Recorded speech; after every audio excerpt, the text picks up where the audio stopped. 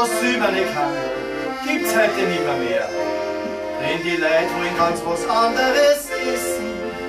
Auf Kebab, auf Pizza, ja auf Sushi sogar, sind Menschen heute wie versessen.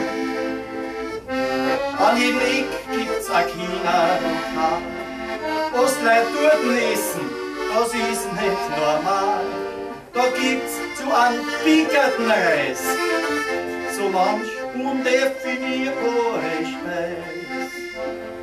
Ein Gulasch mit Knädel, dazu ein Bier, serviert in mein Beisel. Sehen's, das wünsch